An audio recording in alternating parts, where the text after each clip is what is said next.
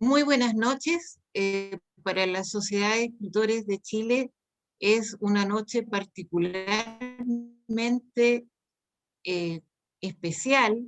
Es una noche en que tenemos a un creador de un tremendo peso, a don Ramón Grifero, Premio Nacional de Artes Escénicas 2019, un dramaturgo y un director de una larguísima trayectoria y que ha abierto espacios nuevos en la dramaturgia nacional.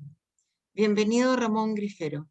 Hola Paulina, Eh, ¿cómo estás? para nosotros, bien, la verdad que queremos decir que para nosotros, como sociedad de escritores, esto es un hito, porque dentro de la dramaturgia, históricamente, usted ha abierto temas desde los años 80 y hasta el minuto ha tenido experiencias siempre nuevas, innovadoras, incluso durante el periodo de pandemia. Queremos agradecerle su presencia y un poco empezar a conversar con usted sobre el proyecto que actualmente está llevando adelante, la dramaturgia del espacio. Tenemos entendido que hoy día está desarrollando un proyecto que está también en esta misma modalidad, en Zoom, modalidad online, sobre dramaturgia del espacio y quisiera que nos contara un poquito. Damos la bienvenida a Malú Ortega, la secretaria general de la Sociedad de Escritores de Chile, que está ingresando también a la sala. Gracias Paulina. Bueno, Todo suyo, don brevemente, Ramón. brevemente la dramaturgia del espacio es una teoría, una metodología que analiza los gestos de creación y que contiene ejercicios para ahondar en el estudio del alfabeto escénico, pero más allá del alfabeto escénico, parte de la base, del leitmotiv, que vivimos una era, la era de la rectangularización social. Brevemente, ¿cuál es aquella en cual la especie, en este periodo, se ha adscrito a la figura geométrica del rectángulo como lugar de su hábitat, de su tiempo y de nuestro entorno, ¿no? Entonces, por eso ustedes verán, ¿no es cierto?, que el cine es rectangular, que las ventanas son rectangulares, los edificios son rectangulares, las camas son rectangulares, los cuadros son rectangulares, el tiempo es un rectángulo. Sabemos que una convención, porque ¿cómo hacer el tiempo un rectángulo? Pero hoy día estamos por aquí, en viernes, sábado, domingo, después parte el lunes acá. Bueno, y así sucesivamente, bueno, Internet, un rectángulo, todo está formateado a partir de una percepción. ¿Ah? Y esta percepción se centra en lo rectangular y cómo componemos dentro de ese rectángulo. Bueno, de hecho los libros son rectangulares, ¿no? Cómo hacemos composiciones dentro de ese rectángulo se transforma en la historia del arte, en cierta manera. A través de la historia, cómo se ha hecho composiciones dentro del rectángulo, ha generado, ¿no es cierto?, las diferentes plásticas artísticas, como también las diferentes narrativas cinematográficas, ¿no es cierto? Como alguien encuadra con el rectángulo, es como crea. Y bueno, y esto da para mucho, ¿no es cierto? Porque los deportes son rectangulares, el fútbol, para hablar del fútbol, que son un rectángulo dividido en dos rectángulos con arcos rectangulares, las piscinas, etc. Y esta era de la rectangularización social ha hecho que el arte, para reflejar esta era rectangular, también use el rectángulo para transmitir desde otra dimensión eh, la realidad, ¿no es cierto? Y por eso que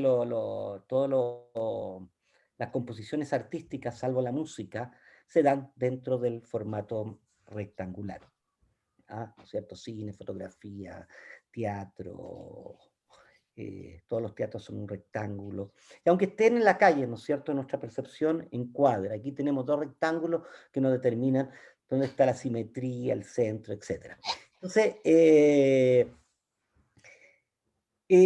la idea fue que este concepto de dramaturgia del espacio, que está siendo aplicado al teatro, digamos, un estudio de la narrativa rectangular, hoy en día que estamos, ¿no es cierto?, en pandemia, donde la gente quiere continuar ejerciendo su saber, ¿no? Eh, se planteó la idea de hacer un taller de dramaturgia del espacio, pero en el cual se utilizaran las técnicas audiovisuales. En cierta manera, la teatralización del, del lenguaje audiovisual, incorporar nuestro saber teatral al lenguaje audiovisual. De la misma manera como otros trabajos yo he tratado de aplicar la cinematificación en el teatro, es decir, usar los lenguajes narrativos del cine aplicado al teatro. Y todo esto porque nos une un mismo formato, que el rectángulo.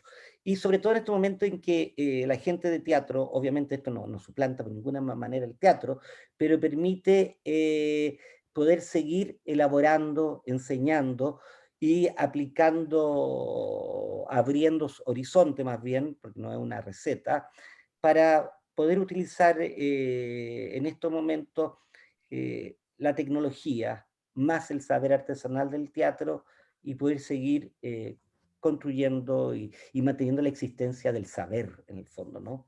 Porque nuestro saber está congelado. ¿Cómo ha sido esta experiencia? Porque eh, eh, ya ahora en el 2021, ¿no? Eh, estamos en una segunda etapa. El año pasado, y ahí quiero hacer un momento de agradecimiento personal, con una generosidad impresionante, convivió con un grupo de escritores, de actores, de artistas del mundo de la narración durante más de 6 meses. Y esa fue una experiencia en la que me fue maravilloso tomar parte y en la que encerrados y en los momentos más difíciles, iniciamos también un trabajo así, tratando de mantener los saberes en un momento muy crítico. ¿Cómo vivió la experiencia el año pasado? Bueno, además de mantener los saberes, yo creo que algo, y para mí fue muy maravilloso contar con este grupo de 35, 40 personas que nos reunimos 2 veces por semana, escribían, ustedes escribían, iban haciendo las bitácoras, ¿no es cierto?, el diario de vida de lo que nos iba sucediendo con la metáfora de que íbamos en un barco.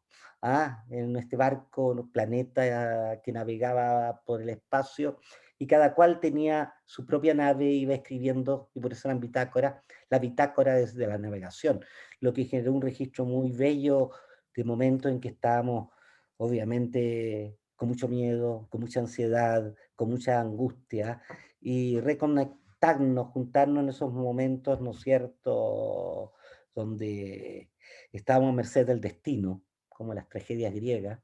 eh, Fue maravilloso ver cómo el arte, el lugar de la humanidad y de nuestras emociones, fue lo que nos permitió no ser náufragos, ¿m? Y poder seguir manteniéndonos y ejercer además eso que es comunicar lo que sentimos, pero a través de los lenguajes que nos ha entregado el arte, en este caso la literatura. ¿Cómo nació esa idea? Porque este fue un espacio de tremenda generosidad, de creación, de acompañamiento. ¿Cómo nace esta idea? Yo recuerdo que estábamos en los primeros momentos de la pandemia, ¿no?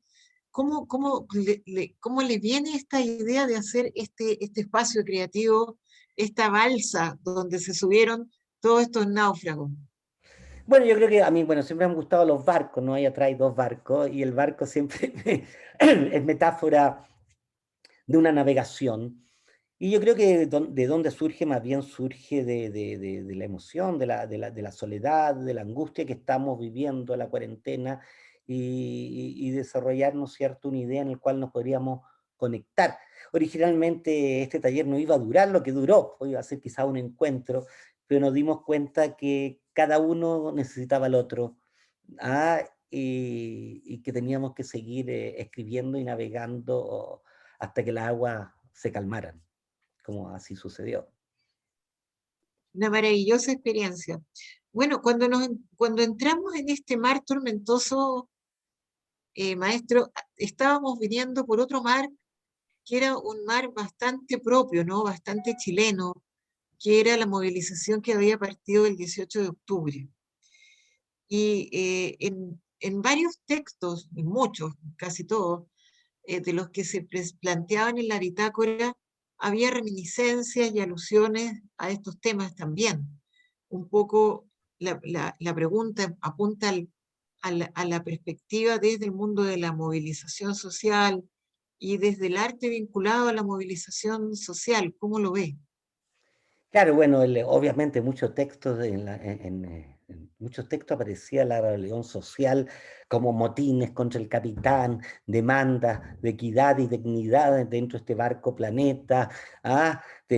Hasta tuvimos, ¿no es cierto?, naufragios y asesinatos, sucedía ¿no es cierto?, había violencia como existió durante la represión, es decir, en estas metáforas, ¿no? No, yo creo que la, la- lo- lo- a mí no me gusta decir mucho la palabra creadores, porque encuentro que todos somos creadores, la única diferencia es que nosotros estamos en esta área, ¿ah? Porque obviamente el doctor que está operando al corazón está creando y tiene que generar una creación ahí, el que va a inventar el próximo celular está en un espacio creativo, lamentablemente también aquel que está inventando la próxima bomba, ¿ah? Hay una cosa en la humanidad de estar creando. Lo que pasa es que nosotros estamos en aquella creación que nace del alma y que no genera lucro. ¿Ah? Entonces, por lo tanto, nuestra creación no es como lo podría estar haciendo, ¿no es cierto?, el que está diseñando el próximo automóvil. No hay un objetivo final de ganar millones y millones con el automóvil que sucede. Entonces, yo creo que ahí está la gran diferencia. Y de ahí es donde nuestro saber, que eso es otro saber igual, ¿no es cierto?, que puede tener un profesor, un geólogo, cualquier persona que adquirió un músico, un saber, ¿ah?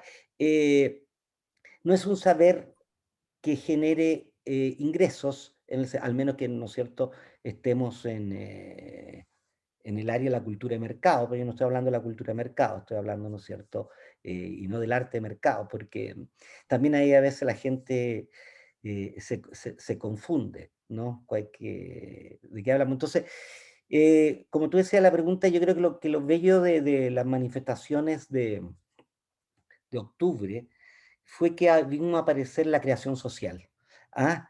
Y esa creación social pudo existir gracias a todos los creadores artísticos que han construido las bases para la existencia de esa creación social. Entonces, estaban las coreografías, estaban las escenas de acciones escénicas, estaba la música, estaba la literatura escrita en los muros. ¿Ah? Entonces vemos cómo todo lo que los creadores de las artes han hecho durante años y décadas, y bueno, y siempre sucede, pero aquí fue muy, muy, muy potente, fueron las herramientas apropiadas por la creación social la que generó, ¿no es cierto?, los discursos, la que generó las imágenes, la que generó, la que unió esa fuerza. Para mí había noches, pero impresionantes, ¿no es cierto?, donde todo parecía una gran coreografía social, pero las proyecciones en los edificios, las antorchas, y cada cual era un escenario. Es decir, yo creo que eso fue lo maravilloso y lo único de esas manifestaciones, fue que el escenario no estaba en un lugar donde nosotros íbamos a escuchar a alguien, sino todos estábamos en el escenario y todos nos escuchábamos entre todos. Y lo bello era pasar de escenario en escenario. Yo de repente me sumaba a una batucada, aprovechaba, porque nunca soy pésimo para la música, y dije, aquí al fin voy a estar en una batucada, porque si no me echa, así desafinada como loco, pero no importa. Y también me sumaba a coreografía, y la gente iba, y ahí, y eso, y ahí donde vemos lo fundamental de la cultura y el arte, ¿no? Que en el fondo lo que yo llamo la política del arte, que no es el arte político, el arte político entendido como aquel que es telonero de una ideología, ¿no es cierto? Arte comunista, arte fascista, es decir, que propone, que el arte religioso también, ¿no? Es que está haciendo arte para proponer una ideología. Y en la política el arte es el arte que con su lenguaje transmite, ¿no es cierto?, las demandas y las manifestaciones de una tribu, como sería en este caso. Entonces, de ese lugar, claro, fue maravilloso esa creación social y también entender que en cierta manera los que han optado, ¿no es cierto?, por la pintura, por esta área del saber, donde obviamente, bueno, todos lo sabemos que lo primero que le dicen los padres a un niño que dice que quiere ser artista es de qué vas a vivir, ¿no? Es como, pero ¿de qué vas a vivir? Es como que no es porque no le puede encantar que sea artista, pero se sabe de qué vas a vivir. Entonces, claro, ahí es donde se espera, ¿no es cierto?, que las sociedades empiezan a asumir, así como gastan estos millones y millones en mantener ejércitos, que para mí son psicópatas institucionales, porque mientras una especie tenga ejércitos que están destinados a matar y asesinar y sea legal, es una de las paradojas más grandes. Yo no he escuchado en las propuestas de la nueva Constitución que alguien diga que se van a eliminar las Fuerzas Armadas y se van a reconstruir desde otro lugar. ¿Ah? Bueno, aquí ese justo es el punto, porque uno fue el momento de la movilización y ahora se acerca, vienen las elecciones de abril y se acerca el momento en que vamos a tener una discusión nacional, se supone, sobre los distintos aspectos de la convivencia y uno de ellos debiera ser la cultura, el espacio del arte. ¿Cómo ve eso? Yo creo que no es uno de ellos, porque si no parece que estamos haciendo una demanda sectorial, ¿ah?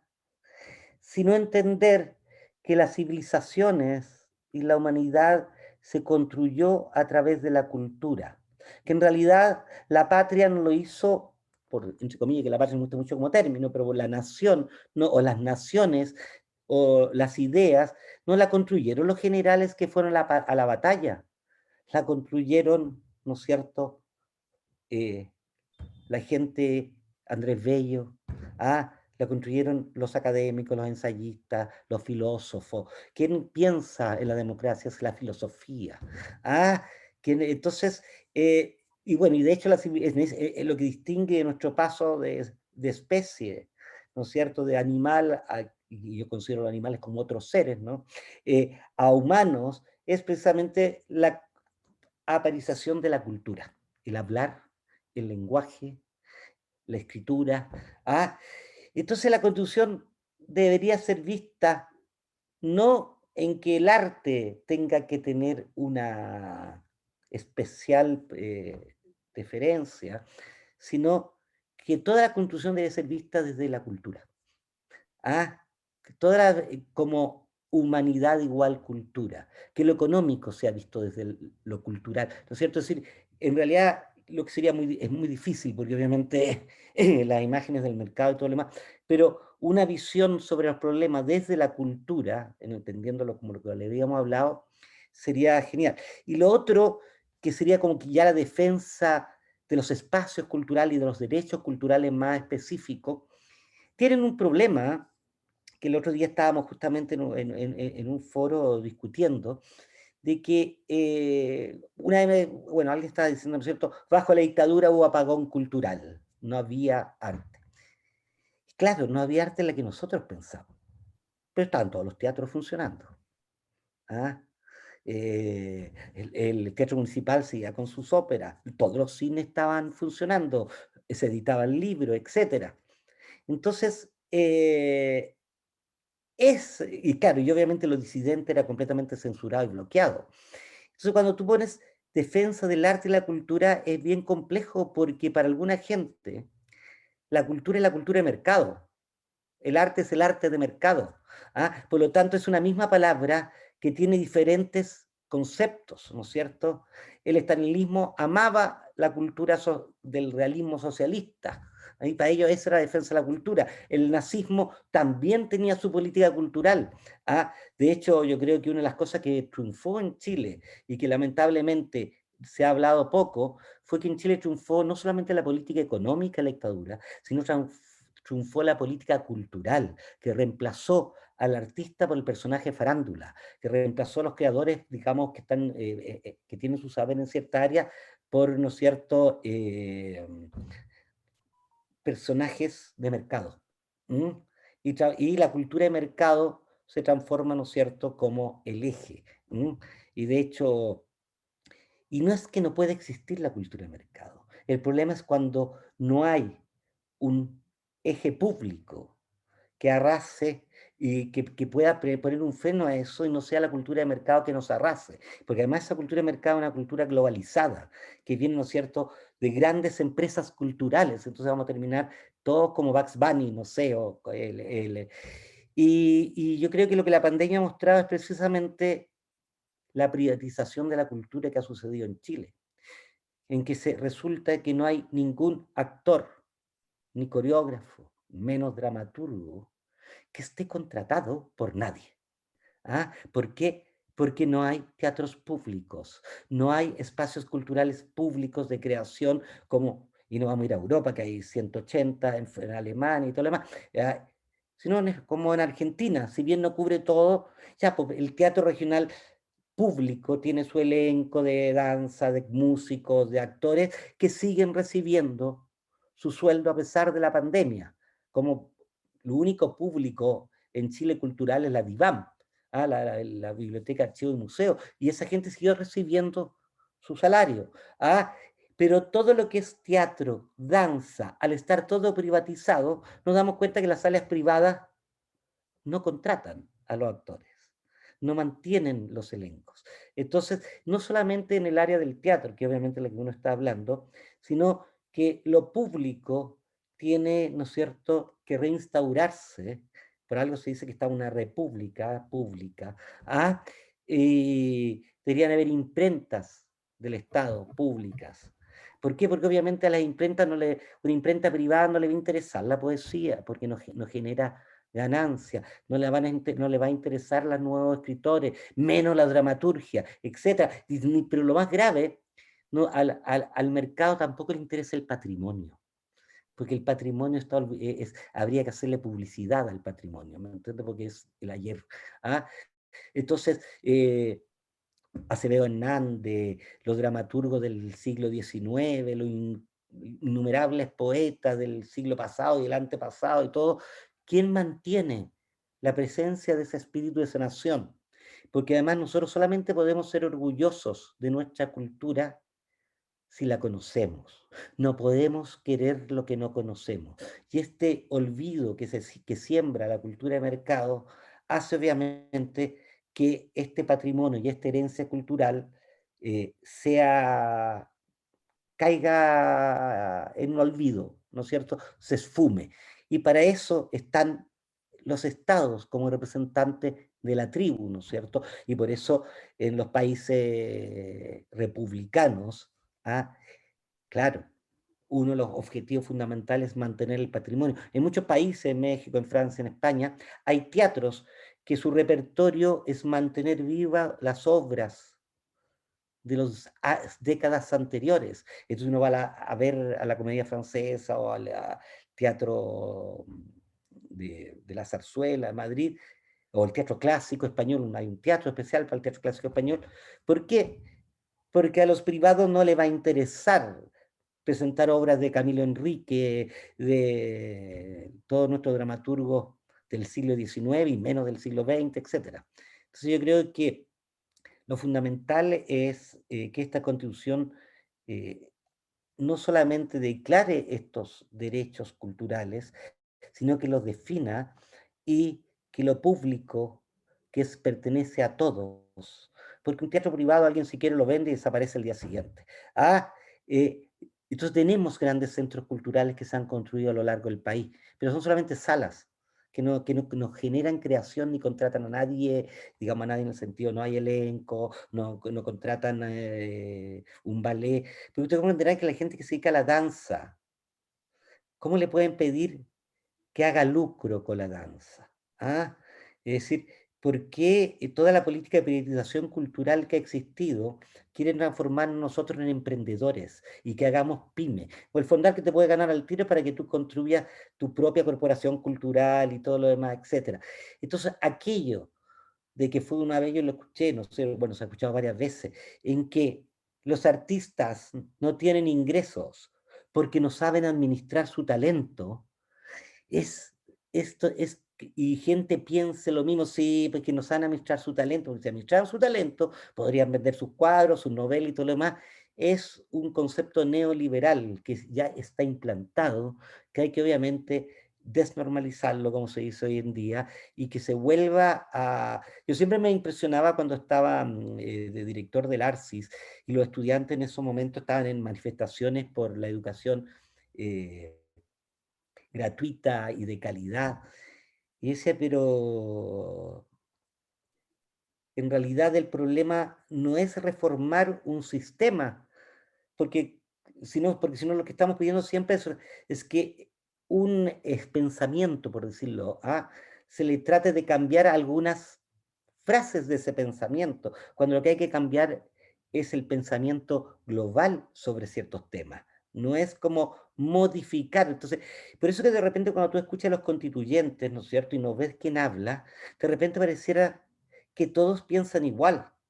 Claro, porque el concepto es el mismo. Todos estamos por la educación, pero lo que hay detrás es la gran diferencia. Entonces, obviamente que todo el mundo va a decir que está por el arte y por la cultura, pero ¿cómo se visualiza eso? Unos de forma de privatización, otros de que sea pública, etcétera, es lo que hace la diferencia. No el que todos estemos de acuerdo. Obviamente que nadie se va a negar que haya educación gratuita y calidad, obvio. Hay que haya cultura, etcétera. Entonces, yo creo que ahí va a haber que profundizar mucho. Muchísimas gracias. En la sala hay varias personas que quieren hacer preguntas. Está Víctor Faúndes. Víctor, Sí, estás con el micrófono cerrado. Ahí. ahora sí. No, estaba escuchando interesante lo que estaba relatando con respecto a la cultura y le quería preguntar a Ramón. Hola Ramón, soy Víctor Hola, Faún. ¿cómo estás, Víctor? Sí, hubo mucha actividad artística en la época de la dictadura. De hecho, yo vengo de un sector popular, yo vivo aquí en La Victoria, y había mucho teatro poblacional en ese entonces. Como todas las cosas siendo poblacionales, casi anónimo también. Y después que pasó, ya vino esta cosa que llaman democracia, y a raíz de lo que tú hablas, ¿piensas tú que hay una dictadura cultural, una dictadura artística cultural en Chile, donde la junta de gobierno son los famosos? No, yo creo que no hay una dictadura, sino, digamos, lo que tú podrías llamar dictadura. Hay un sistema neoliberal impuesto sobre la cultura, en el cual nosotros se nos considera que tú, Víctor, vayas a competir en este mundo neoliberal. Y si tú no compites, bueno, ahí está el problema de que no te fue bien. Por eso estamos hablando que, entonces, tú tendrías, entonces, la obligación que impone este sistema, y por eso en Chile lo que subrayo, es que se instaló la privatización de la cultura sin que nos diéramos cuenta. Y finalmente, por eso que los fondos concursables son para cada uno, y una vez que tú lo tienes, bueno, arréglate tú solo. Cómo haces la obra, y tú tienes que contratar esto, y tú tienes que hacer todo. No hay una estructura cultural en nuestro país, ¿no es cierto? Por ejemplo, hay un teatro La Pintana, maravilloso el Teatro La Pintana. Ya, pero ese teatro no tiene presupuestos para hacer obra, para contratar grupos de danza locales, no, pues le pasan un espacio. Entonces, finalmente, ¿quiénes ocupan los espacios? Aquellos que hacen obras de mercado y que pueden empezar a girar y ocupar todos los teatros de Chile porque tienen el dinero, el fondo, o están apoyados por alguna empresa, etc. Entonces, lo que yo te diría más bien es que esta privatización y el poner que el sistema neoliberal es cómo funciona el arte, entonces eso es es ese concepto que el mismo que se impone en la educación, ¿me entiendes? Es el que, entonces aquellos que sí le interesa hacer lucro con el teatro, con la danza, con la música, se integran ahí y lo hacen genial. Y aquellos que, bueno, no, pues yo no es mi interés de escribir obras para el mall, ni quiero ir a actuar a un mall, ni tampoco me interesa escribir la teleserie sobre tal cosa, no, hay otra área. Y yo creo precisamente que esa otra área, que es la fundamental, es la que ni siquiera está tan dejada de lado, en el sentido de que esa gente tiene que volverse emprendedores si no fracasan, ¿no? Entonces si uno no está ahí, si tú no llegas ahí, es porque eres, que esa palabra terrible que dicen los gringos, un loser, eres un fracasado. ¿Pero por qué? Porque no supiste cómo administrar en términos neoliberales tu saber. Y por eso que tiene, lo que le digo yo, tiene que aparecer lo público como el lugar democrático. Lo público, cuando uno dice lo público, es que es de todos, ¿no es cierto? Y por lo cual tú puedes, pero tú no puedes ir a ningún teatro hoy día y decirle que por qué hacen eso o no hacen eso, si en todos los teatros privados, ¿por qué le vas a pedir cosas? ¿Me entiendes? Entonces, eso es lo fundamental. Cuando algo es privado, no, tú no tienes ni un derecho de decirle, oiga, pero ¿por qué no me contrata a mí? ¿Por qué no hace esta obra? No, pues, si es privado. Esto está bien, pero un cuento es que exista lo privado frente a lo público, lo mismo que la educación, y otro es que lo privado sea el único espacio en el cual se pueda desenvolver y todo lo demás, todos los creadores de todas las áreas, ¿me entiendes? Porque ahí te determinan que vayas para allá. Entonces, en el fondo te dicen, sí, te estamos dando este espacio, pero tú no quieres seguir esas reglas, así que si no quieres seguir esas reglas, bueno, lo siento, pero el espacio está. Entonces, por Gracias. ese lado es muy engañoso, porque tú no puedes decir que es dictadura porque el espacio está. Lo que pasa es que ese espacio es para que tú te vuelvas una pyme. Cosa que, por favor, yo no quiero tener facturas. Es decir, un montón de gente me dice, pero ¿cómo tú no, con todo no tienes tu corporación cultural, no tienes las facturas libres, que están libres de impuestos, no haces declaraciones y todo lo demás? Digo, no, pues soy dramaturgo, ¿cómo voy a tener facturas? ¿Y qué pasa con eso? Tú no tienes facturas, Víctor. Primero que no puedo vender una obra en ninguna municipalidad. No puedo estar en Chile Vende, compra o Chile Vende. Y la gente que está en el sistema, yo una vez me encontré con un señor que me dijo, soy un inversionista teatral. Y me interesé, y dije, no, hasta aquí llegamos. Entonces, es ese concepto que yo creo que se tiene que retraer y volver a lo republicano y dar espacio a la creación social, que lo que tú dices, las poblaciones, etcétera, etcétera. Es decir, la gente que está, ¿no es cierto?, manifestándose a través del arte pueda comunicar, porque si no, lo que está sucediendo es que no hay libertad de expresión en Chile. ¿Pero por qué no hay libertad de expresión? Porque la libertad de expresión en un sistema neoliberal está determinado por la difusión. ¿Qué saco yo con escribir un libro si nadie sabe que ese libro existe y yo no tengo los medios para hacerme publicidad en los diarios, la televisión, en las redes sociales, porque en las redes sociales hay que comprar publicidad y todo lo demás para que la gente sepa que exista? Y si nadie sabe que existe, ¿cómo alguien va a pedir ese libro? Y lo mismo sucede con una obra de teatro. Si esa obra de teatro no tiene los medios y no aparece en la televisión y la prensa no lo cubre, es inexistente. Y la difusión en este sistema no es un afiche, no es un volante, no, son marketing. Necesitamos millones de pesos y si tú logras eso, y por eso que el que tiene que hacer esa difusión de la cultura es el Estado. Y por eso mi frase es, no hay libertad de expresión sin difusión.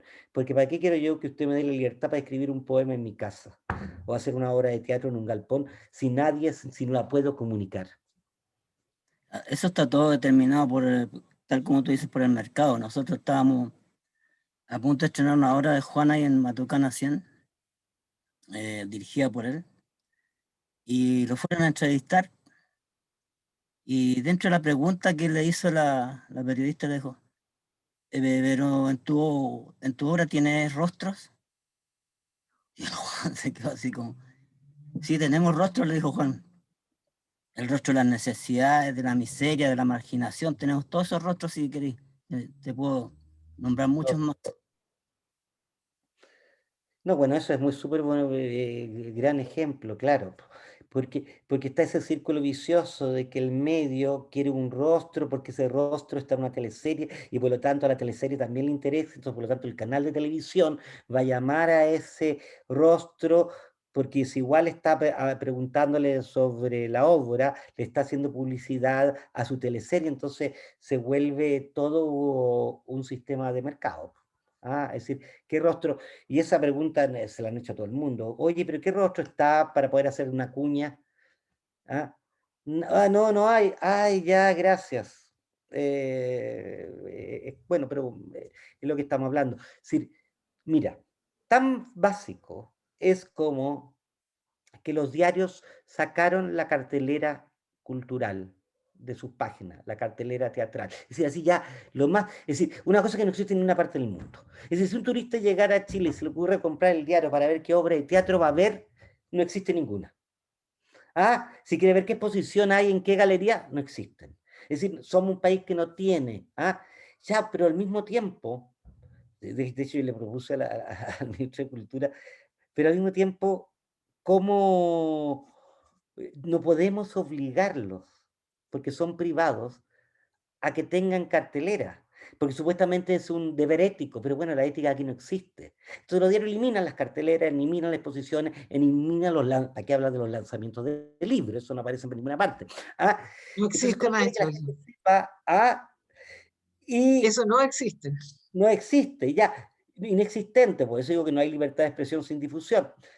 Entonces, de hecho, llegué a proponer y quedó en el aire, precisamente por este fenómeno, por qué el Ministerio de la Cultura no compraba espacios en la televisión, en los diarios, en Facebook, en Instagram, y difundiera las carteleras, las exposiciones, los lanzamientos, ya que, porque si no, estaba invisibilizado todo. ¿Ah? Es decir, finalmente yo voy a un lanzamiento porque la Paulina me dijo, alguien te contó porque viste un flyer, pero no es así. O va a una obra por lo mismo. Ah, porque nadie te, oye, ¿cómo vas a saber tú de memoria que mañana estrena alguien Matucana? No, Imposible. nadie. Ah, ¿por qué alguien tiene que saber? Uno que está vinculado no sabe. Imagínate la ciudadanía, ¿cómo va a saber lo que se estrena No. pasado mañana en el GAM, que además dura 20 días, si no existe? ¿Ah? Yo cuando estaba director del Teatro Nacional y vi que esta sala tenía capacidad para 430 personas, dije, obviamente no van a venir 430 personas martes, miércoles, jueves, viernes, sábado. Entonces creé el concepto de un tipo, porque entre comillas, el único teatro público, pero que no tiene medios para hacer creaciones. Dije, bueno, este es un teatro para todos y todas, por lo tanto, digámosle a la compañía que 100 butacas o 150 butacas son de ellos. Y si la llenan todos los días, fantástico. Y si hay más, bueno, eliminámoslo. Pero las otras 250, 300, regalémoslas. ¿Ah? Y ahí nos conectamos con municipalidades, con organizaciones, y el teatro estuvo lleno, lleno, lleno, lleno, y era maravilloso. Pues cómo hasta sabemos que en un teatro de 450 personas, tú no puedes tener, al menos que, claro, hubiera un apoyo, difusión, pero en términos normales, público jueves, viernes, sábado, domingo, al menos que sea, ¿no es cierto?, un éxito que es una vez cada no sé cuántos años. Y ahí funcionó increíble, la gente venía y estaba feliz y todo lo demás, y se lograron como en un año como 30.000 espectadores que venían por este concepto. Pero esas acciones solo lo puede hacer un teatro público. Tú no le puedes pedir a... Los teatros privados te piden que el Estado les pague por el público que viene gratis. Un teatro No. público y un gran director también, además. Claro, entonces es como que las bibliotecas, finalmente las bibliotecas no las han vuelto privadas. ¿Por qué? Porque al menos que el Estado le pague para que, ¿me entiendes? Porque tienen que entregar los libros gratis y eso no le interesa a nadie. ¿Ya? Pero obviamente que yo creo que eso es lo fundamental. La base de todo es que la cultura, como espíritu de un país, como herencia, como saber, como todo lo que sabemos que es, sea, ¿no es cierto? Yo he hablado a veces del concepto de soberanía cultural, en el sentido de que si el Estado gasta para una soberanía territorial los miles de millones de pesos, ¿ah?, para defender el territorio geográfico, ¿cuánto invierte en defender la soberanía de toda la identidad de nuestro país, la mapuche, etcétera, la diaguita, todas las soberanías culturales que es, cuando digo soberanía, es que mantengan y difundan su cultura y todo lo demás? Nada.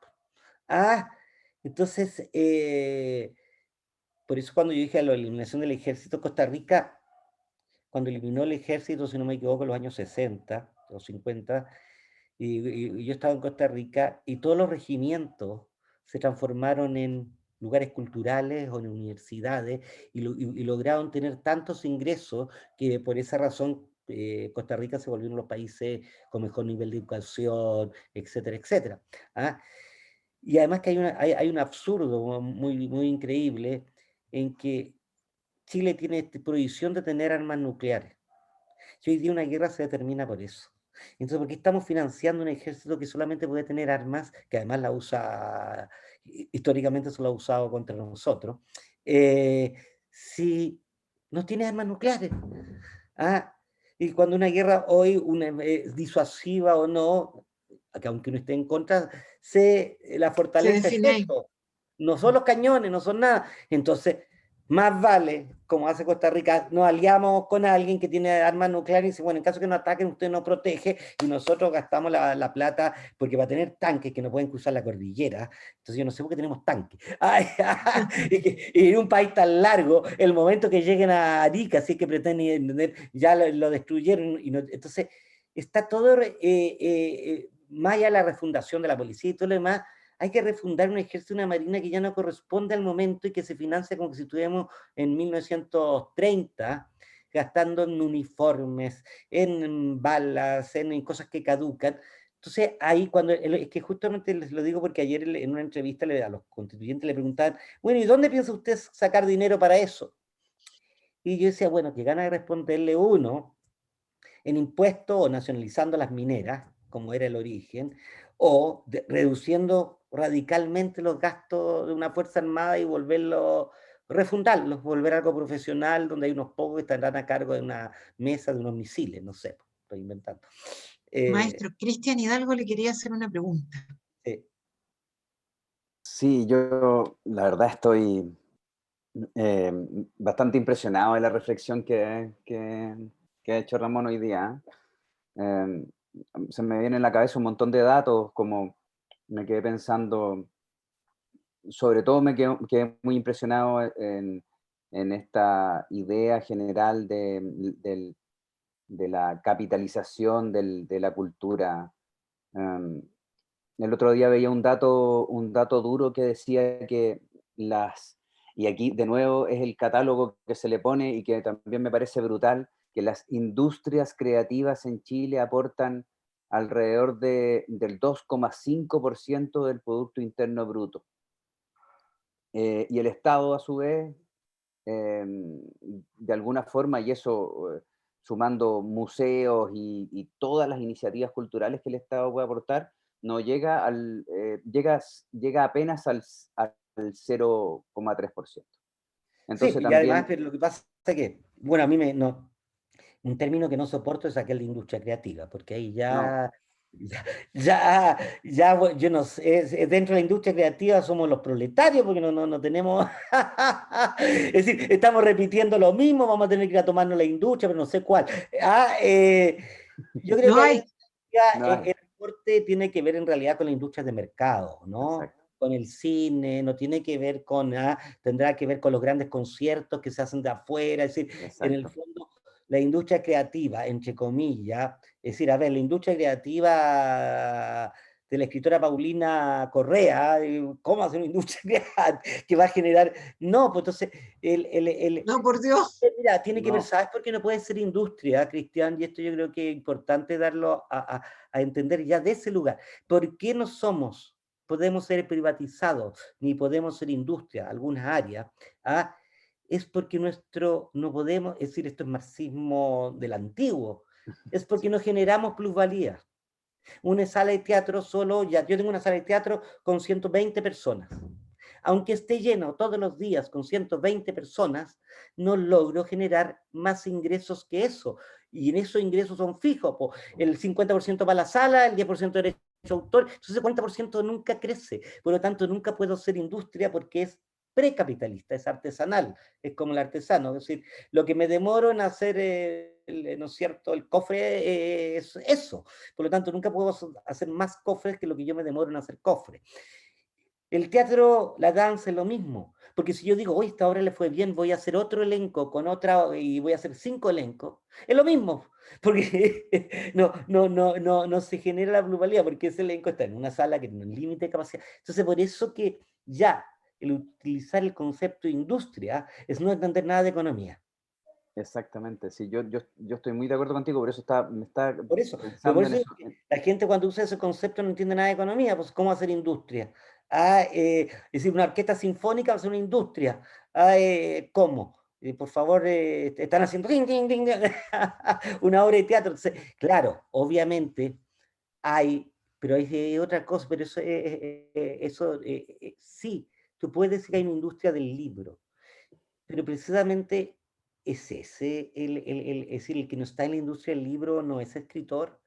Claro, hay una industria del libro y la industria del libro tampoco es globalizada, pues es de las grandes editoriales, como la industria de la música, etcétera. Ellos determinan, es decir, estamos a merced de lo que los foráneos deciden que pueden difundir de nosotros. Es como cuando te decían o te dicen que le vayas a pedir aportes culturales a las empresas privadas. Es decir, eso es de ¿por qué alguien que tiene una empresa privada tengo yo que ir a mostrarle mi obra de teatro a la persona su libro para que te dé además un poco de dinero para que tú puedas? Es decir, eso es no entender nada. Eso es cuando dicen no, si los privados pueden aportar a la cultura, por favor. Eso no es el camino, es lo Claro, público. si al privado no le gusta tu obra, tampoco te va a ayudar nada. No, pues y además Una que si es fuerte señal. privado, y no le gusta el tema. Mira, yo una vez tuve un encuentro con industriales sobre el aporte de los industriales a la cultura. Y alguien ahí dijo algo muy simple. Dijo, a ver, mire, es que es complicado, yo creo que él también estaba porque yo tengo que vender espagueti desde la gente que está en la prisión hasta todo el espectro de la sociedad. A todos los tienen que comer espagueti. Si yo empiezo a apoyar una obra que va a tener un punto de vista que no comparten los evangélicos, me pierdo todos los compradores evangélicos. Esa es su mentalidad finalmente. Y de su lugar tiene razón. Si tú escribiste una industria de chocolate para vender el chocolate a todo el mundo, tú quieres que todo el mundo te compre chocolate, los evangélicos, los islámicos, los cristianos, los presos, todos. Entonces, ¿qué esa persona va? Entonces dicen, bueno, pues lo único que nos sirve apoyar, dicen, es el deporte. Porque ahí ya, pues no se arriesga a ideas, en el fondo, a que existan ideas que puedan comprometer el nombre de esa industria. Entonces, por eso tampoco le corresponde. Entonces, yo encuentro que eso pedirle a la industria, no, porque la industria haga su trabajo como industria, el Estado le pondrá impuestos. Y el Estado es el que invertirá en cultura. Entonces, sí, ¿por qué tenemos que ir a pedirle al privado ingreso? Entonces, eso es como esta cosa eterna de Chile y de muchos países seguramente, de ser Teletón, de que sean los ciudadanos los que tengan que apoyar algo que debe hacer el Estado. Y no estoy hablando específicamente del Teletón, sino el concepto de ese, ¿no? De que Lorito vaya. Galdames quiere hacer también una intervención, una pregunta. Hola, ¿qué tal Hola. todos? El maestro también. Bueno, primero, decirle que hay una parte bueno, hay varias partes que comentó, pero hay una parte en especial que me llegó muchísimo, que tiene que ver con la cartelera cultural, porque yo hace años trabajé en la cartelera cultural, una revista que se hizo con el sindicato de actores, que ahí presidía justamente la Paulina Urrutia, y el Consejo de la Cultura y las Artes. Y esta cartelera llevaba los espectáculos de todo tipo: música, teatro, danza, artes visuales, poesía, teatro callejero, vanguardia. ¿Y qué quiero decir con esto? Fue tan bonito el proyecto de unificar las distintas áreas artísticas, que se sumaron las regiones también. Y las regiones comenzaron a salir y a mostrar, obviamente, todos los espectáculos que tenían. Y era muy interesante porque esta cartelera aparecía como una revista que aparecía en el diario La Nación, después apareció en el diario La Hora, y después se repartió gratuitamente en todos los metros, cafés, teatros y todos centros culturales que habían, ya también de población, etc. Y la gente, era increíble ver la cantidad de gente que escribía para agradecer lo que se estaba haciendo. Primero era público general, o sea, porque el público general decía: gracias por esta cartelera, porque nosotros no teníamos idea de que a la esquina de nuestra casa había un teatro callejero gratuito, por ejemplo, y que yo pude llevar a toda mi familia. Y así se replicaba en las regiones. Yo encuentro y considero que es fundamental lo que plantea Ramón, porque tiene que ver con un sentido de que justamente lo que nosotros estamos perdiendo es lo más valioso, ¿ya? Y lo más importante para todos nosotros como seres humanos, que es primero informarse, nutrirse y obviamente aprender. Esto siento que de una u otra manera no puede ser una situación hermética.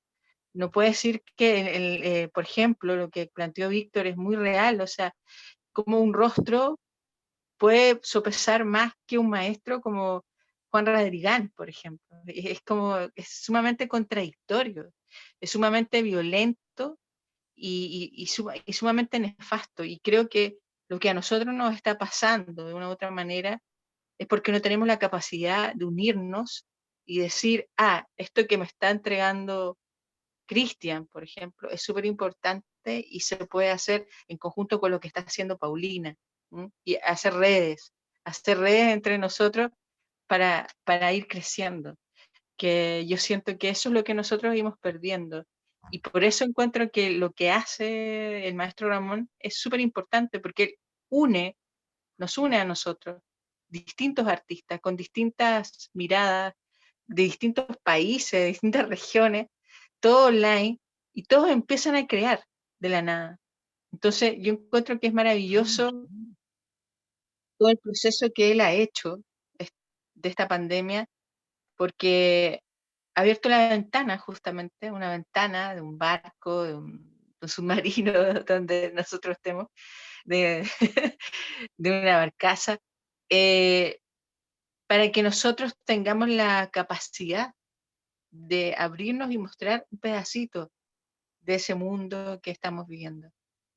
Y yo no puedo no dejar preguntarte, Ramón, porque siempre he tenido yo también soy muy ardilla, inquieta también, de cómo tú formaste el trolley, porque para mí, por ejemplo, todo lo que he escuchado, lo que he leído, lo que he visto, los artistas que participaron también, que fueron muchos, toda la gente, el público en general que iba, o sea, todo el mundo estaba fascinado con ese espacio y estaba fascinado no porque estuviera la creme de la creme, sino que estaban fascinados por como el estallido que hubo ahí de creación y de apertura de mente y de, y de, y de la habilidad, ¿no? Y de la capacidad de unirse con sus distintas áreas.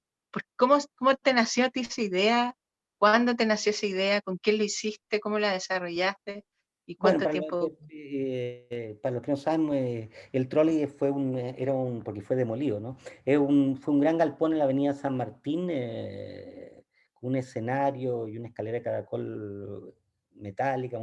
Y este gran galpón era la sede de la empresa de transporte, de los jubilados de la empresa de transporte colectivo del Estado. Por eso se llamaba el trolley. ¿Ah?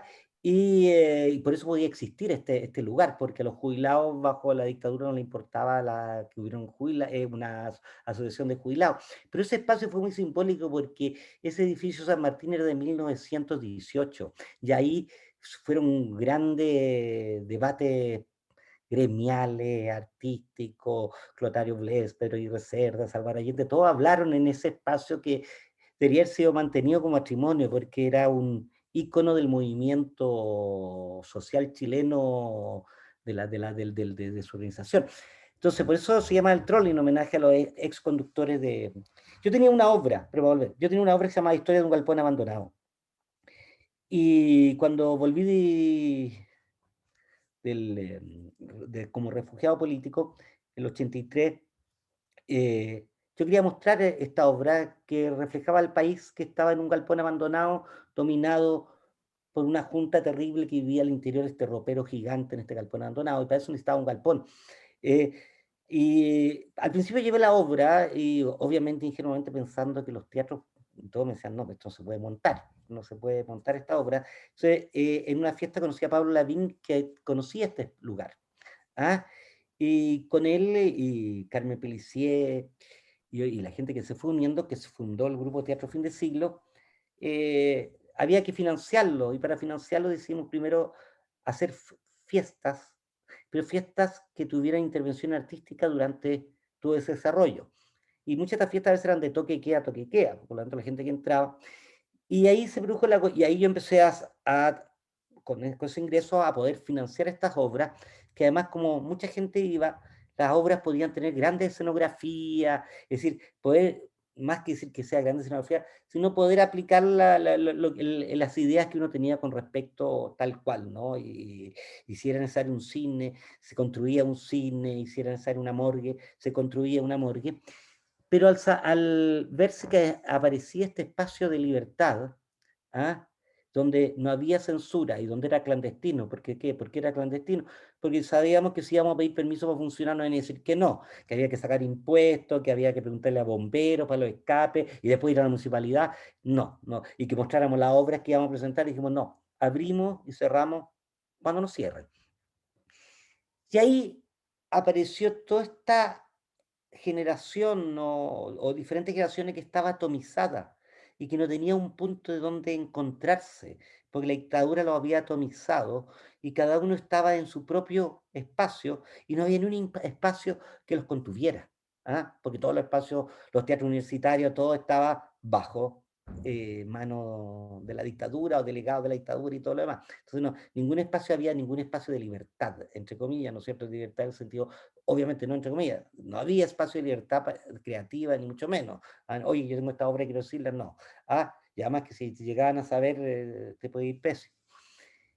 Y al aparecer este lugar, empezaron a llegar los prisioneros, fiscales ad hoc, empezaron a llegar los grupos de música, empezaron a llegar los artistas visuales, empezó a llegar gente de teatro, como Verónica García Huidobro, Alfredo Castro, empezó a llegar eh, todo un mundo que quería resistir a través del arte frente a la dictadura y sin utilizar la censura, que era, sino y ahí pues, obviamente las primeras obras conocidas, quizás habían otras, donde en 1985, donde estaban los detenidos desaparecidos, digamos, era la temática de la obra, pero también tenía otra área que era el de la diversidad sexual, son como los primeros lugares donde los gays, no los maricón, tenían un espacio de donde presentarse desde ese lugar, donde la obra, el personaje gay no era el típico personaje de la historia escénica, fílmica chilena, que era el peluquero,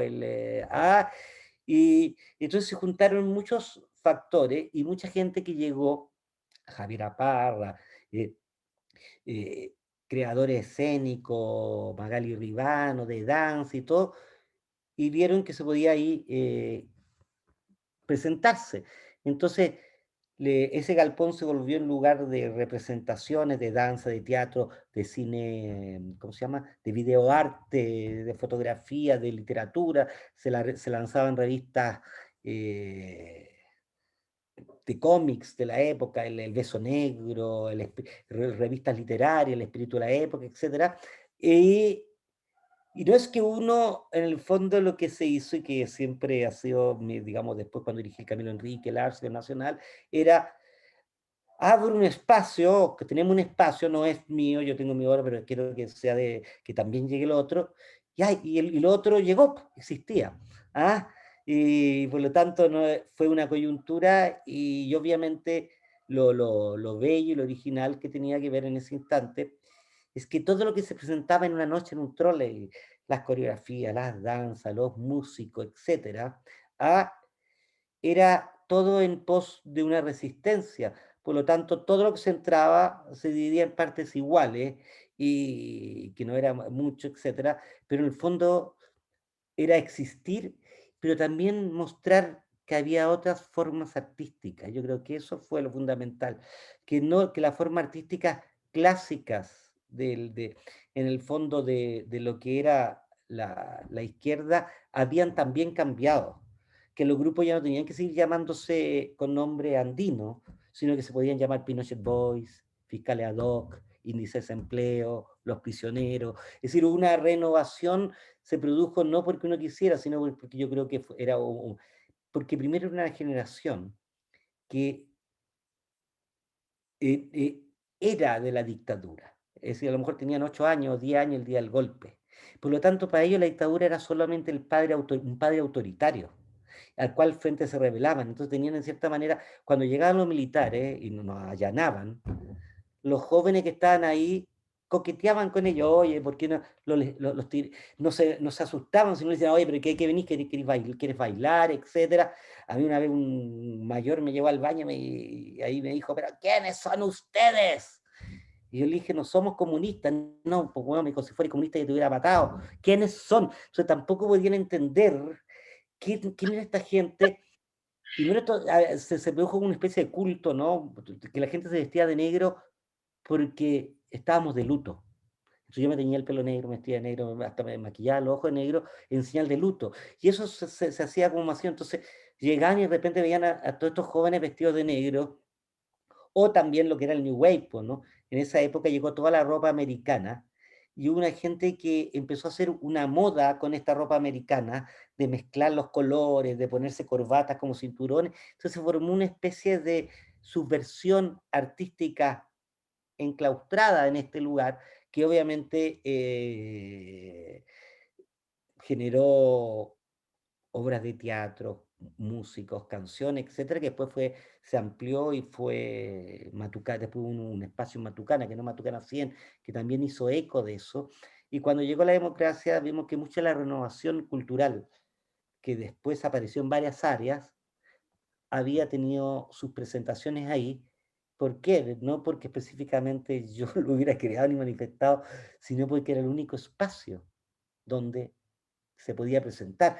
Porque el otro espacio que había, y que hay que reconocerlo, ¿no? Que era maravilloso, el que tenía Mónica Echeverría, que era el Centro Cultural Mapocho.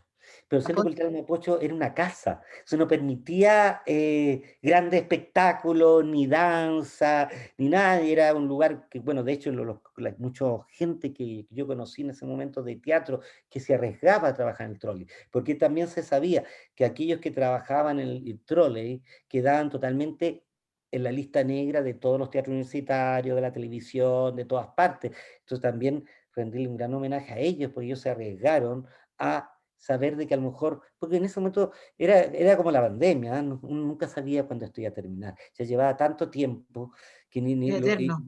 y de repente se volvía peor, entonces uno no sabía si era como que volvía el estado de sitio, entonces toda esa gente yo creo que lo mismo, ¿no? Quebró su soledad social para poder encontrar lugar para manifestarse. Y a partir de las ganas de presentar una obra como Historia en un galpón abandonado, se produjo este fenómeno cultural. Solo decir, Ramón Grifero, de que para los que fuimos públicos en ese tiempo, fue una experiencia que nos marcó como un espacio de libertad, un espacio de rebeldía, de innovación, de ver un mundo distinto. Patricia Matus quiere preguntar también. Sí, yo quería aprovechar que la Lore abrió esta puerta al trolley para preguntarte, Ramón, seguir ahí en los 80, en los 85, con el estreno de Cinema Utopía, si nos puedes contar como en lo cotidiano, lo anecdótico, cómo nace Cinema Utopía, estos personajes, Pomponio, estos tres planos, o sea, hay algo ahí sabroso para saber de cómo te nace hacer esta obra que fue súper significativa para la época y hasta el día de hoy, para quienes nos interesa este tipo de teatro. Bueno, yo creo que las cosas suceden. Bueno, primero, mi objetivo de volver yo estaba dirigiendo el teatro de la Universidad de Lovaina y había terminado de estrenar una obra en el Teatro Experimental Belga. Entonces todos pensaban que era una locura que yo volviera a Chile y mi amigo Herbert Jonke, que era un gran creativo escenógrafo, decidió venir conmigo y fue porque ya llevaba más de 10 años afuera y yo decía, y se veía la noticia de lo que sucedía en Chile y decía, no, pero yo tengo que hacer algo, una resistencia de alguna manera. Y la única manera era para mí a través de lo que en ese momento había aprendido a saber, que era el teatro, el arte. ¿Ah?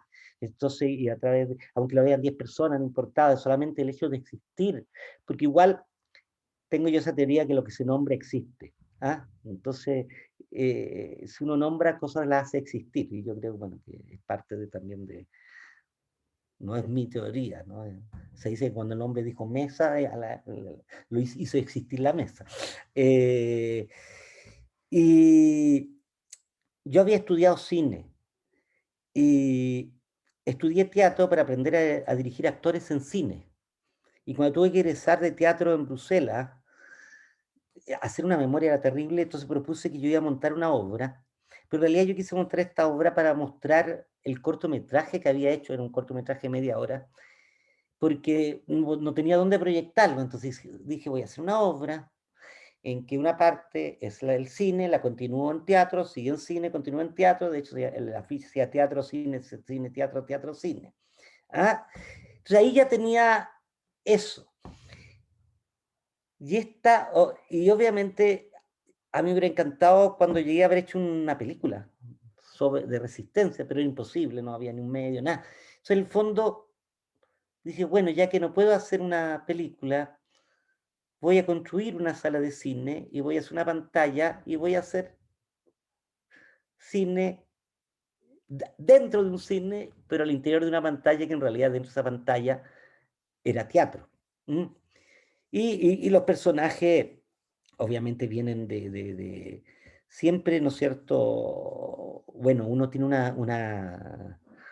uno va adquiriendo una cultura visual y una cultura narrativa, donde por eso mismo es difícil decir, cuando le preguntan, ¿quién es tu autor que te inspiró? Es que lo que pasa es que son todos, que cada uno te ha entregado algo, cada de nuestros creadores que nos precedieron han entregado algo que uno toma de acá, toma de allá, etc. No es que haya alguien y siempre trato de decirte que la creación no es un acto de que alguien se ilumina, yo creo que es solamente un oficio, es una profesión, como digo yo, como de la misma manera que un ingeniero que crea un celular, y el nutrirse de todo es, porque esa es nuestra profesión, nutrirnos del saber artístico y lo que te permite después construir cosas.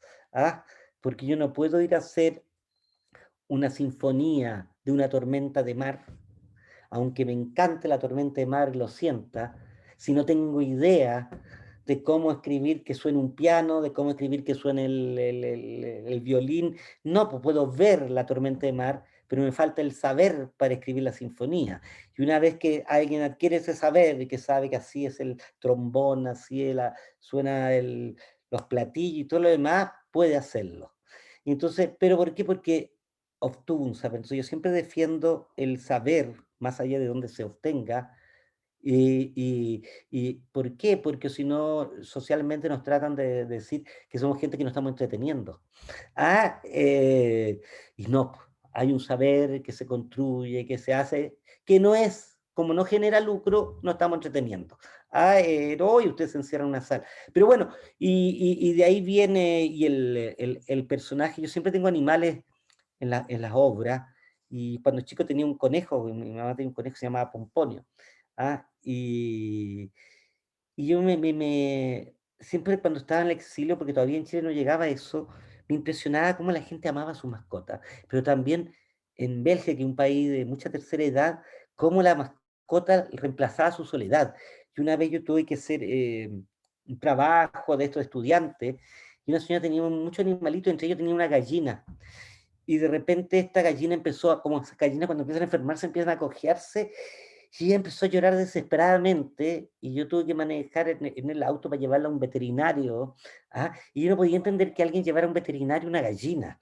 Ah, eh, y finalmente cuando salió del veterinario la gallina había muerto, y era un drama todo el rato, y yo me di cuenta que, digamos, no es que me di cuenta, sino percibí cómo le proyectamos una afección a veces.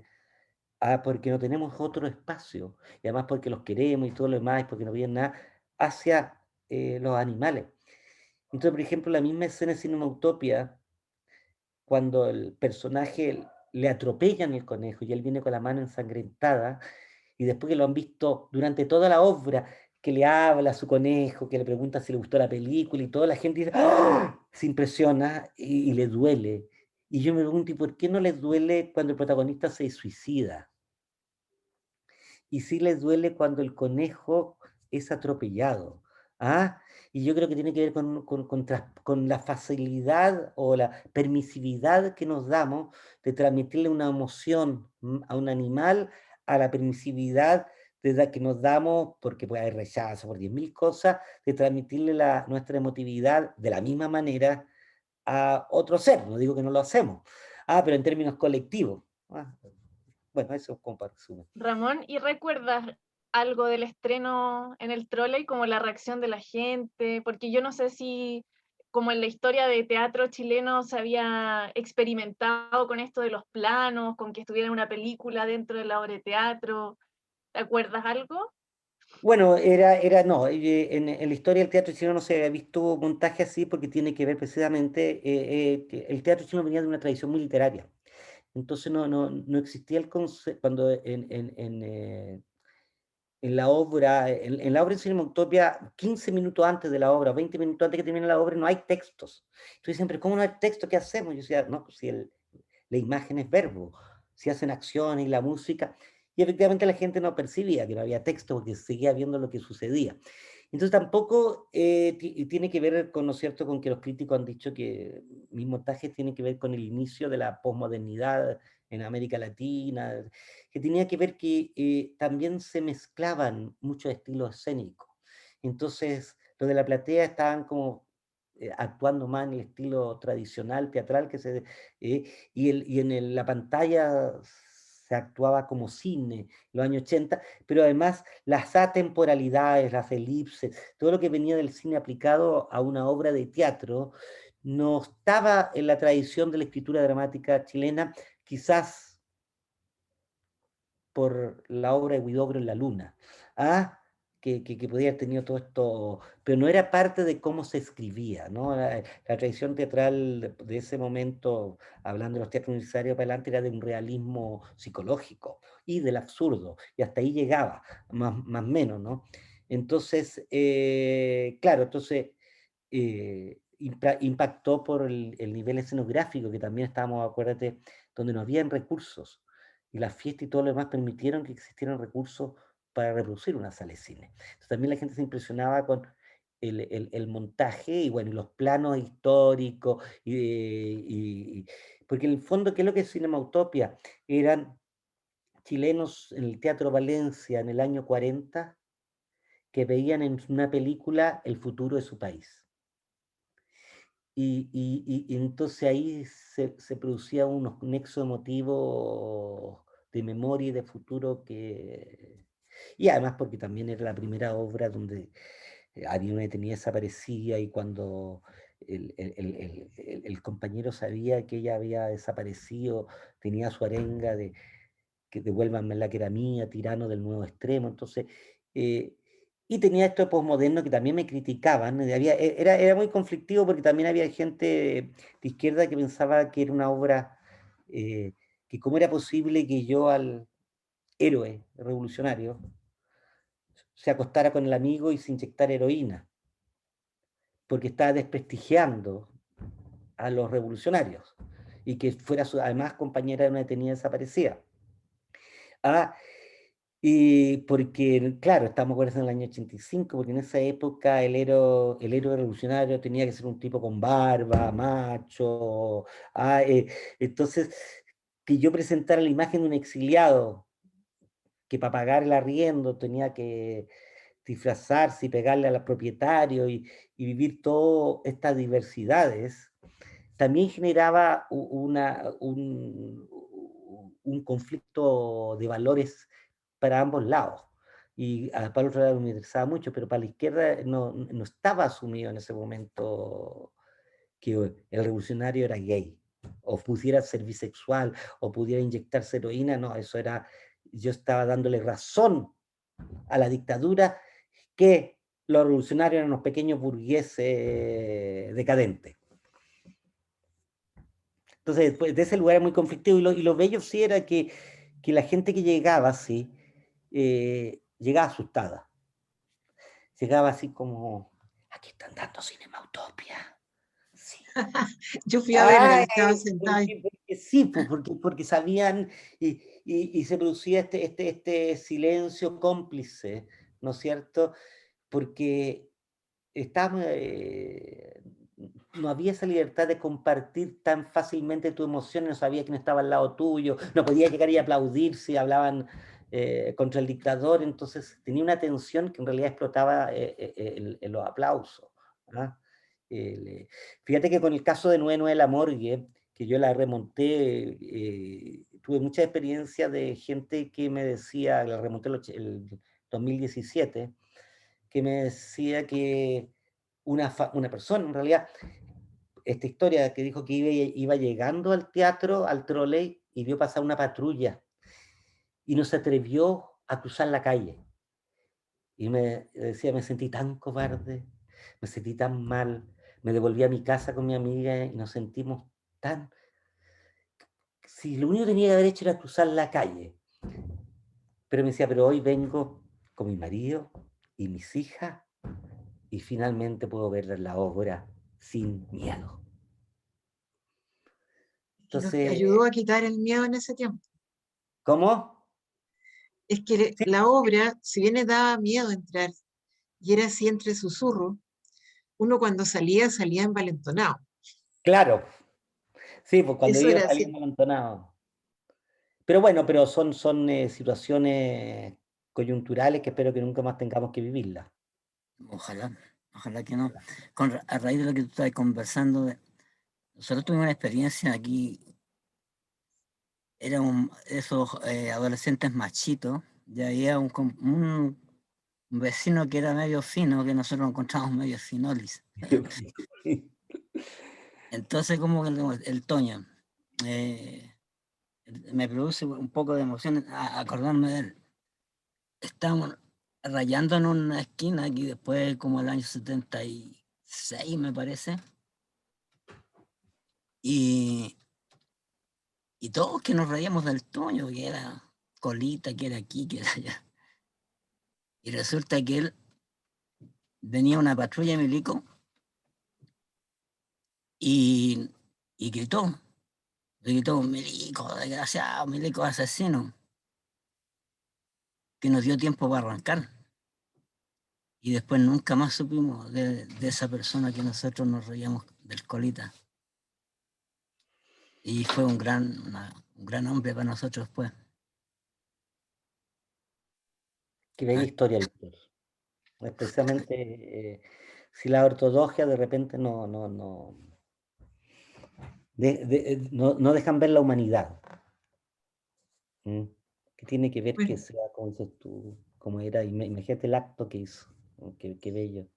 le salvó la vida. Exacto.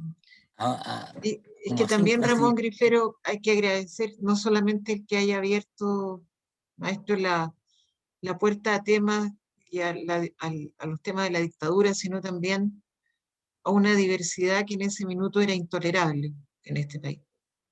Sí. Perdón, ¿puedo hacer una pregunta, Ramón? Em, quiero preguntarte, tú estás ahora con un proyecto de dramaturgia del espacio, de nuevo, y te quería preguntar si tienes alguna otra idea para el futuro. ¿Qué es lo que vislumbras? ¿Cómo crees Mira, que hay que... ¿Qué yo consejo creo nos podrías dar? yo creo que lo que esa vuelta al inicio, es decir, si yo empecé a hacer teatro porque era el único, yo había llegado, como digo, me gustaba estudiar cine. Entonces yo creo que es el momento que vuelve ese inicio y empieza a a hacer algunos guiones y empezar a introducirme en ese espacio que dejé tantas décadas atrás por el teatro y ahora ver si puedo incursionar en esta área y transformar, no sé si escribir o transformar algunos textos de teatro, etcétera, pero está mi interés más en eso y sobre todo porque ahora por los medios que existen ahora hay una posibilidad más concreta, pues imagínate hacer cine el año 86, una reflex la tenía nadie y un director de fotografía era inexistente. Pucha, se nos abren grandes expectativas de ver grandes cosas entonces en el futuro de lo que se Pero fíjate pueda que hacer. yo creo que en este momento yo estoy como todo el mundo en cierta manera de que sí, uno puede imaginar y lo hace para como sobrevivencia, pero estamos viviendo momentos tan dramáticos y terribles y tanto y dramáticos en tanto por la muerte, la condición de la muerte, y también coyunturales que no sabemos dónde van, como es lo de la constituyente, es decir, esto de que la división de los independientes y de los partidos tan grandes puede hacer de que esa lista única arrase. También, so, yo creo que estamos en un punto para mucha gente que es muy difícil proyectarnos con certeza. Es decir, uno se proyecta porque es parte de la sobrevivencia, pero proyectarse como en el sentido, hoy el mayo a las 3 de la tarde parten los ensayos, no, eso ya no existe. Y muchas cosas más, pues, ¿no? De salir con tu familia, de ir para allá. ¿Ah? Yo con mi madre íbamos, ella iba a hacer su último viaje antes de la pandemia, teníamos los pasajes. Bueno, ella está viva y todo. Nunca pudo hacerse ese último viaje, por decir cosas más domésticas, ¿no? Pero es lo mismo para todo, pues, ¿no? Hay unas proyecciones. Es increíble, también tengo amigos que han tenido, que se han proyectado en tener hijos, y han nacido estos hijos en medio de esta pandemia. ¿Ah? Y entonces, claro, pero así en términos como externos, es muy complejo. Bueno, maestro, la verdad que en toda esta inseguridad usted nos dio solo una seguridad el año pasado, que era que íbamos a verlo 2 veces a la semana, que usted iba a escuchar nuestros textos, en que se desbordaba toda la angustia de ese momento, y con una sabiduría y una paciencia increíble, supo dar cauce creativo, supo dar un cauce artístico, y hasta orientarnos en nuestros trabajos en mitad de semejante contexto. Esta noche, para la Sociedad de Escritores de Chile, esta sesión, que desde mañana va a ser subida a las redes sociales, es histórica y la guardaremos dentro de lo que es lo más valioso de nuestros archivos, porque sin duda usted es un protagonista central en la vida artística de este país. Muchísimas gracias por haber venido esta noche. Gracias a ustedes, gracias Paulina, gracias a todos.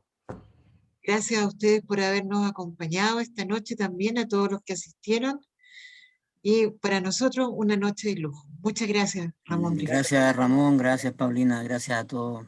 Un gusto. Gusto. Un Por gusto, favor, grande lo Víctor, invito a abrir, Ramón. Muchas los gracias. invito a muchas abrir los gracias. micrófonos y no tenemos la cercanía, pero por lo menos brindarle un aplauso a Ramón Grifero. ¡Bravo! ¡Bravo! Buenas noches. Buenas noches, muchas gracias por la invitación.